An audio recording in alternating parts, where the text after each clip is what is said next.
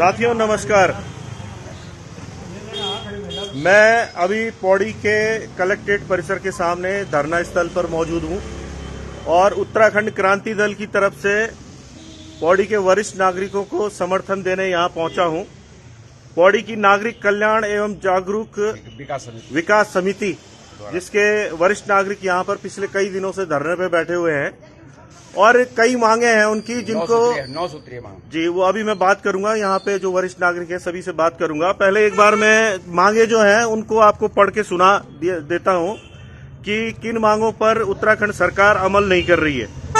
पहली मांग है, रांची स्टेडियम के समीप निर्माणाधीन पर्यटक आवास गृह का निर्माण पूर्ण करवाया जाए। ये पूर्व मुख्यमंत्री भुवन चंद खंडूड़ी के समय की घोषणा है। दूसरा जो मामला है वो है जो राजकीय पॉलिटेक्निक बनना है पौड़ी में, उसका निर्माण पूरा करवाया जाए। तीसरी मांग है कि रमेश पोखरियाल निशंक, जो कि पौड़ी से ही आते हैं, पौड़ी शहर के निवासी हैं और मुख्यमंत्री रहे प्रदेश के, उन्होंने घोषणा की थी कि पुराने जेल परिसर में राजकीय संग्रहालय या म्यूजियम बनाया जाएगा। तो इस मांग को भी करीब 15 साल हो गए और ये भी लंबित है, ये मांग पूरी नहीं हुई है। चौथी मांग जो है वो लौली झील का निर्माण है। जैसा आप जानते हैं कि लौली झील बन के तैयार होना तो छोड़िए, वहां पर जो आप देखेंगे कि वहां पे झील नाम की कोई चीज नहीं है और जैसे चाल खाल बनती है उस तरह से बना के उसे छोड़ दिया है और बड़ा भ्रष्टाचार जो सिंचाई विभाग है उसने वहां पे किया है। तो उसकी जांच की भी मांग है और उस झील का निर्माण पूर्ण कराने की मांग है। पांचवी मांग है, खांडू सैंड देवार गांव के समीप जो एनसीसी अकादमी की स्थापना होनी थी, जो कि त्रिवेंद्र सिंह रावत मुख्यमंत्री थे, उनके समय में विवादित हो गई थी कि भाई टिहरी में बनाई जाएगी, पौड़ी में बनाई जाएगी। पौड़ी की घोषणा थी लेकिन वो पौड़ी में बन के तैयार नहीं हुई, वो भी मांग है। छठी मांग थी कि त्रिवेंद्र सिंह रावत जी के ही टाइम पे कहा गया था कि पौड़ी को सीता माता सर्किट से जोड़ा जाएगा, लेकिन वो जो सर्किट है वो कहीं हकीकत में बन के तैयार नहीं हुआ है। अलबत्ता जो देवप्रयाग से पौड़ी को आने वाली सड़क है वो रेलवे के निर्माण के कारण उसकी हालत काफी खराब है, वो अभी तक ठीक नहीं हुई है। तो इस सर्किट को भी पूरा तैयार करने की मांग है। सातवीं मांग जो है वो सतपाल महाराज, जो कि पर्यटन मंत्री हैं प्रदेश के, उनकी घोषणा थी कि कमलेश्वर मंदिर, धारी देवी, देवलगढ़, खिरसू, कंडोलिया और किंकालेश्वर मंदिर से होकर एक धार्मिक पर्यटन सर्किट बनाया जाएगा। तो ये मांग भी पूरी नहीं हुई है, तो इसको लेकर भी धरने पे बैठे हुए हैं। आठवां जो मामला है वो मंडलीय कार्यालयों का संचालन मंडल मुख्यालय पौड़ी से करने की बात है, जिसमें आंशिक सफलता पौड़ी के वरिष्ठ नागरिकों को, जो कि धरने पर बैठे हुए हैं, जब वो लगातार आयुक्त कार्यालय में धरने पे बैठे रहे तो कुछ दिन पहले आयुक्त गढ़वाल मंडल कुछ दिन के लिए आए, लेकिन वो फिर चले गए हैं। अगली बार वो कब आएंगे इसका भी कुछ पता नहीं है। तो ये मांग है कि जितने भी मंडलीय अधिकारी हैं वो मंडल मुख्यालय पौड़ी में बैठे, जिससे पौड़ी का जो विकास अवरुद्ध हो गया है और जो चहल पहल खत्म हो गई है। और मंडलीय अधिकारी जब पौड़ी में नहीं बैठते हैं तो जनपद स्तर के अधिकारी बुध बृहस्पतिवार को यहां से गाड़ी उठाकर देहरादून की तरफ कूच कर जाते हैं, उन पर किसी का कोई नियंत्रण नहीं है। तो ये मांग इसलिए है कि जनपद स्तर के जो अधिकारी हैं उनके ऊपर नियंत्रण रहे और यहां पर जो चहल पहल पहले जब उत्तराखंड हुआ करता था, तो जिस तरह से कुमाऊं मंडल का मुख्यालय नैनीताल था, वहां सरगर्मी रहती थी प्रशासनिक कार्यों को लेकर, वैसे ही पौड़ी में भी रहती थी। तो चहल पहल फिर लौट आए। और जो अंतिम 9वीं मांग है वो गैस गोदाम का संचालन पूर्व की भांति जनपद मुख्यालय पौड़ी से संचालित हो, ये मांग है। और यहाँ पे मैं कैमरा घुमाऊंगा और यहाँ पे जितने वरिष्ठ नागरिक हैं और पूर्व यहाँ पे जो पौड़ी में नगर पालिका की सभासद रही हैं अनीता रावत जी, वो भी मौजूद हैं। मैं थोड़ा थोड़ा बात सबसे करना चाहूंगा।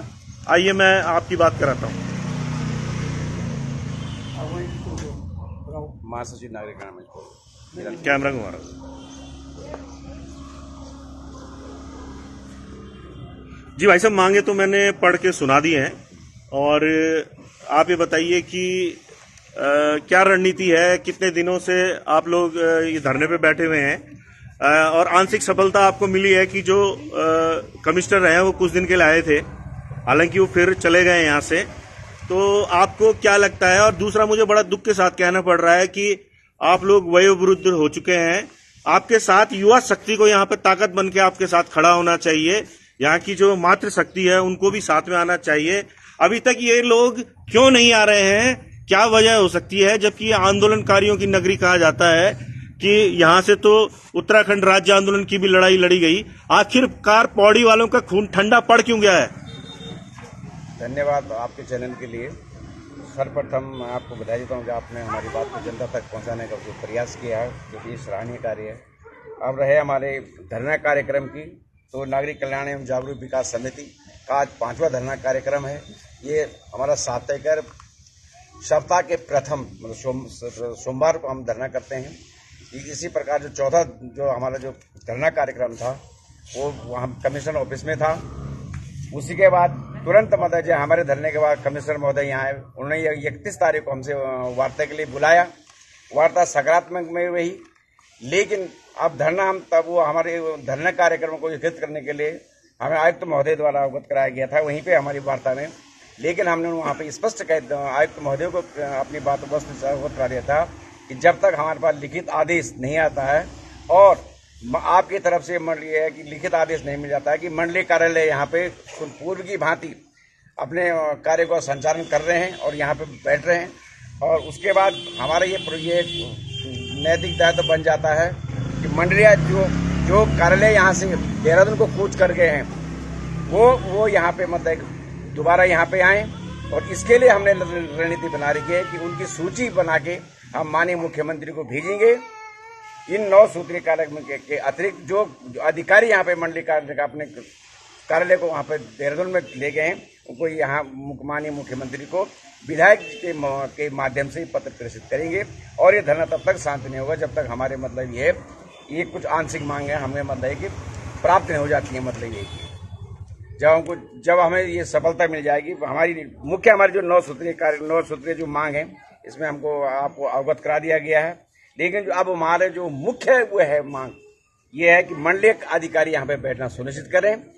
और यहाँ पे हम जैसे कि कमिश्नर महोदय ने ये कहा कि मैंने माननीय अध्यक्ष कमिश्नर महोदय से मैंने ये वो भी कहा था कि सबसे पहले आप अपने अधिकारी यहाँ पे जो अपर आयुक्त यहाँ पे वही यहाँ पे नहीं बैठ रहे हैं, तो हम कैसे करके मान लेंगे कि आप अन्य अधिकारी को। तो उन्होंने ये कहा कि उन्होंने हमको ये आश्वासन दिया कि यहाँ पे जिस दिन मैं नहीं रहूंगा उसके अतिरिक्त मतलब जिस दिन मैं मेरे कार्य दिवस में न होने के मेरे उस अनुपस्थिति में यहाँ पे अपर आयुक्त बैठेंगे। लेकिन अभी तक अपर आयुक्त यहाँ पे बैठ नहीं रहे, तो हमारा धरना कार्यक्रम स्थगित करने का कोई औचित्य ही नहीं तब जब तक मंडलीय कार्यालय यहाँ पे बैठने। वो सब कुछ ठीक है, लेकिन जो मैंने आपसे प्रश्न उठाया था कि पौड़ी के जो स्थानीय युवा हैं और जो जागरूक लोग हैं, महिलाएं हैं, मातृ शक्ति है, उनको भी आपके साथ यहाँ पे सपोर्ट करना चाहिए। कोई व्यक्तिगत लड़ाई तो आपकी नहीं है। क्या वजह है कि इतना कुछ दिन हो गए हैं और आप लोगों की कोई ऐसा तो है नहीं कि आपने कोई टेंडर भरा हुआ है, आपका ठेका है कि पौड़ी के हर मुद्दे को आप उठाएंगे?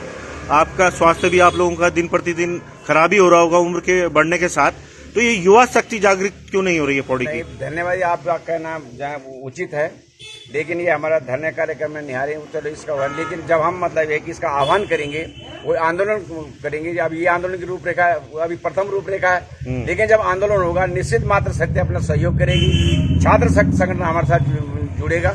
हमने अभी उनके लिए आह्वान नहीं किया है।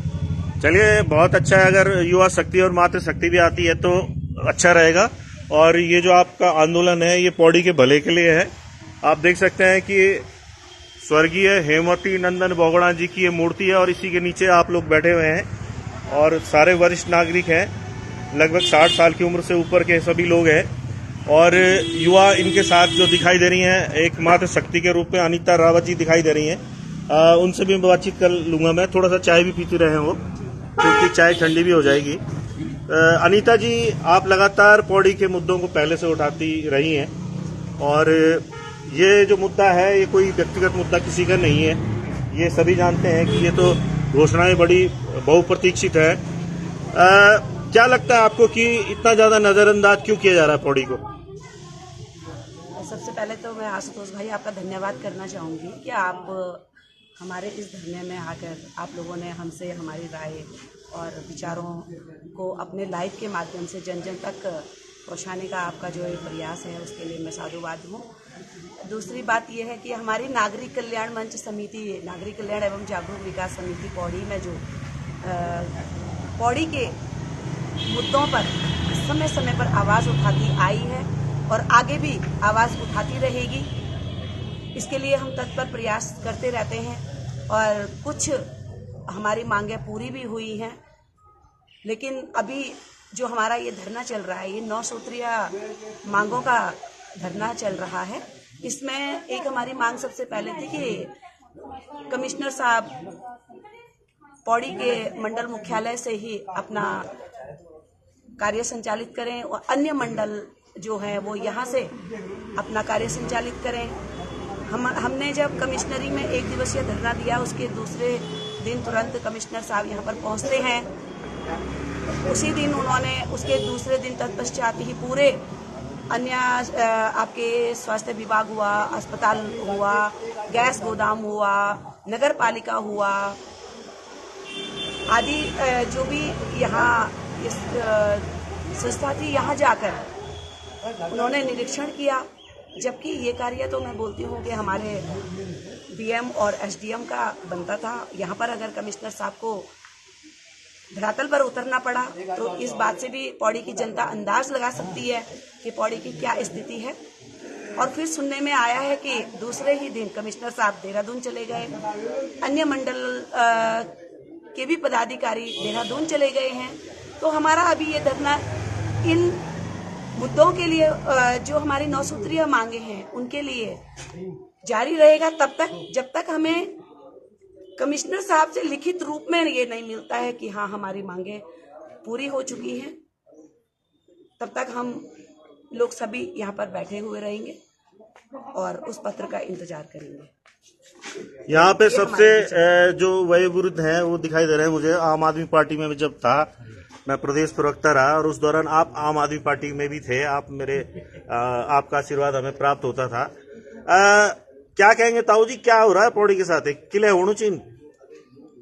कल सबसे पहले मेरा आप नेगी जी आप धन्यवाद दिलू जो आप हमारा धनतल में एक हमारा मनोर बढ़ाई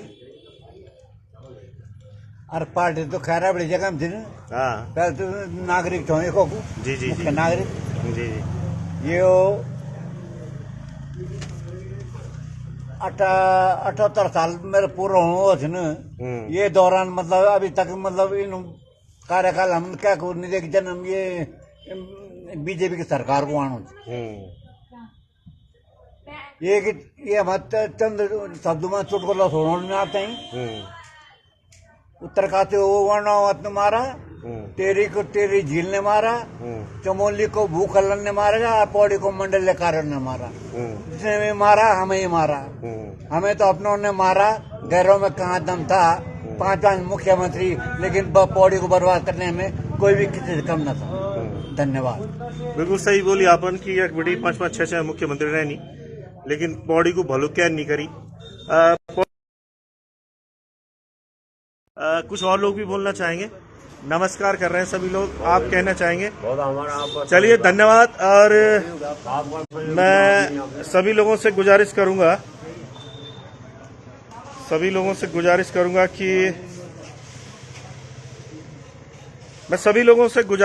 पौड़ी की कि ये वयोवृद्ध लोग जो यहाँ पे बैठे हुए हैं, ये केवल इनकी ही जिम्मेदारी नहीं है। युवाओं का भविष्य है, युवाओं के लिए ही मांगे हैं। अगर म्यूजियम बनता है या रांची स्टेडियम बनता है या रांची के पास जो GMEN का गेस्ट हाउस है जो लगभग बन चुका था वो बन के तैयार होता है, तो इससे सारा जो भला है, चाहे आपकी पॉलिटेक्निक की मांग है, अन्य कोई भी मांग है, पर्यटन सर्किट से, धार्मिक सर्किट से पौड़ी को जोड़ा जाता है, तो इससे युवाओं को ही फायदा होगा। तो मेरा सभी पौड़ी वासियों से अनुरोध है कि इस धरना स्थल पर पहुंचकर इन वयोवृद्ध लोगों का उत्साहवर्धन करें, क्योंकि ये लड़ाई आपकी लड़ रहे हैं। धन्यवाद। जय पहाड़, जय पहाड़ी, जय उत्तराखंड।